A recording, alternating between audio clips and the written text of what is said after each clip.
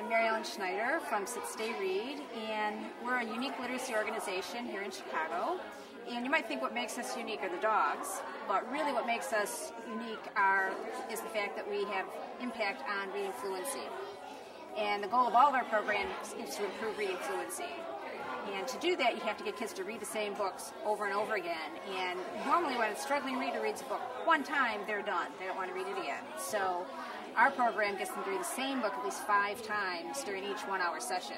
So by the time they read it the 5th time, they're not stumbling over their words. And that's really important, because if you're stumbling over your words, you can't put them together to comprehend the sentence. Part of every program is the kids get to write their own book about dogs and about their experience. So each week, in addition to reading a book, they write a page about the story that they read and incorporating the dogs from the classroom into their story. So, for instance, in this book, Alexis titled hers Playing with Dogs, and this is a compilation book. So let me go to one of the stories. For instance, Brianna wrote, I like Shandy. Shandy is very cute and nice. I like Shandy. So they incorporate the dog that's in their classroom into their story. So they're reading about dogs, they're touching dogs, they're seeing dogs, they're writing about dogs. So we're stimulating all different pathways to the brain with the program. My name is Dana Gorel. I am a 2nd grade teacher at Sumner. And this program is great for us because Sumner prides itself on promoting readers who love to read. They're critical thinkers, and they love just delving into any books that they can find. That's also one of my goals as a 2nd grade teacher. If nothing else happens this year, I want these kids to love to read, all kinds of genres. So I just want to make them excited when they see books around their house. This is a wonderful program because it links that love of reading with something that every kid loves, which are dogs and animals. So when the kids see the dogs come in the room, it's like they're not excited about reading already. They're excited just to see those dogs come in. So that's great. And another wonderful thing about the program is that it provides kids some one-on-one reading time with someone, even a dog, who's listening. A lot of these kids may practice reading on their own at home, but it's rare sometimes that they have someone to read to on a consistent basis. So this gives them that extra reading time to read to someone that's really special for them.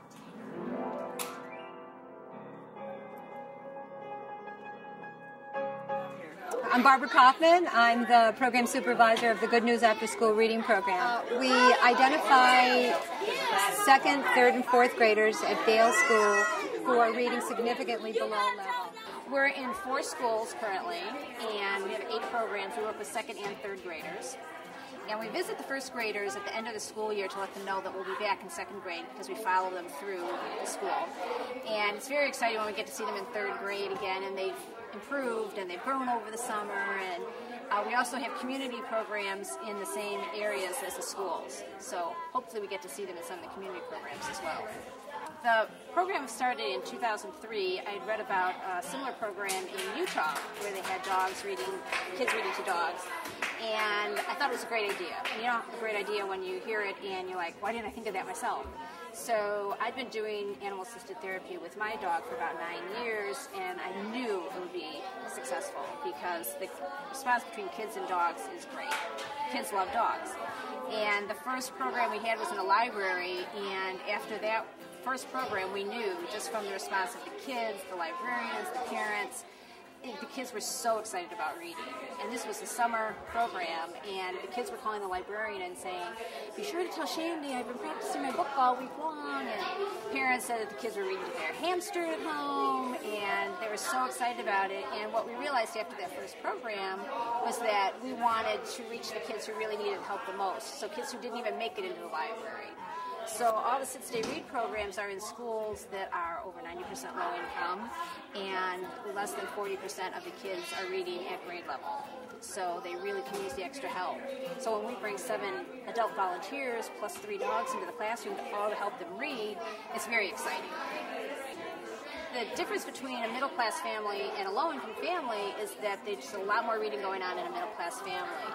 One study says that kids in a low-income family have an average of 25 hours of picture book reading before they start kindergarten, whereas a middle-class family, it's 1,500 hours. It's a huge difference, huge difference. We actually do an assessment at the beginning of the year, and we do an assessment at the end of the year. So we're looking at student growth. The measure may not be that children end up reading where they should be in terms of their grade level, but what we're looking at is how much growth can we make a difference in terms of how much the children progress over the course of the year. And we can measure that because there are children we don't take. So we can look at the progress that those children also make. I mean, we have a limited capacity here at the center.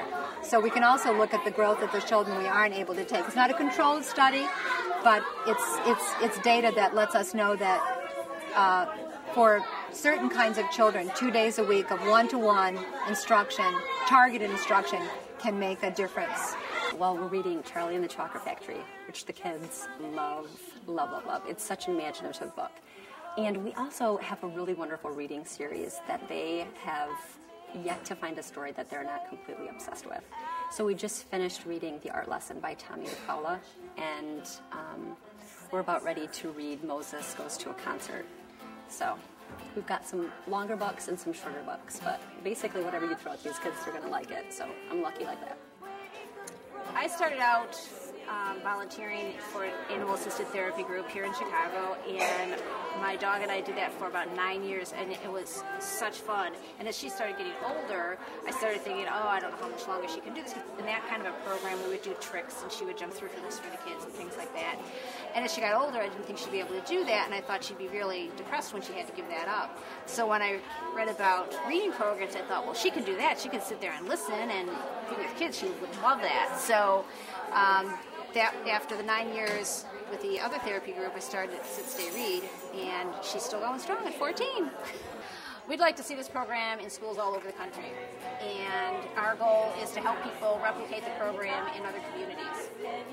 To start a program, you really need a lot of time devoted to getting it started, because there's a lot of work to get all the volunteers together and get the volunteers trained. Because without training, you're going to the classroom and it might be fun and it might be enjoyable, but you want to have the impact, because especially in a school, you're taking an hour out of the kids' day. We want to make sure that they're getting value for that hour.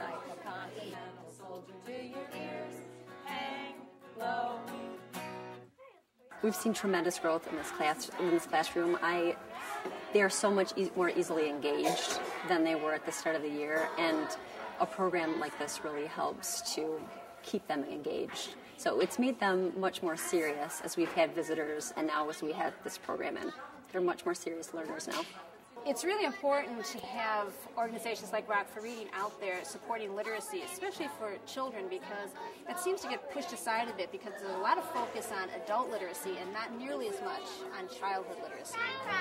All right, let's read. The baby's on the bus, go where, where, where. Rock for Reading is going to allow us to do a couple of things that we haven't been able to do, or we've been able to, but it's strapped us.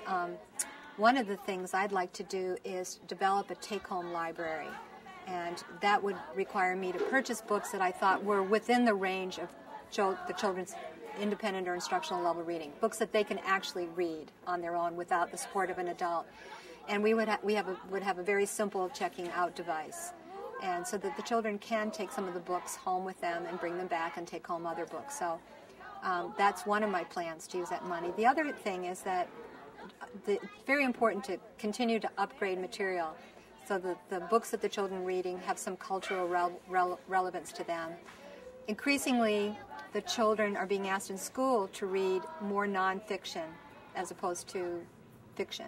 And there's wonderful nonfiction out there now for children who are at risk that isn't insulting.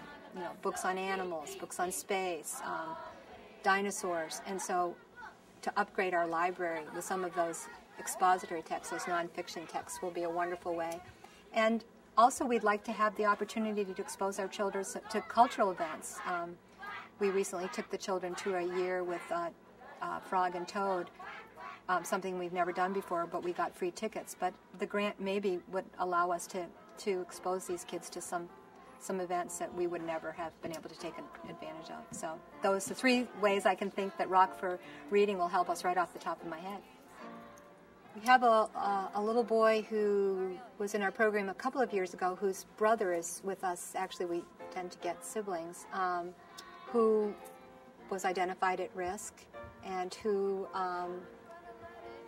he was sort of the perfect candidate in the sense that for him, 2 hours of targeted instruction where he wasn't sitting in a classroom where the curriculum was kind of, going around him because he couldn't access that print.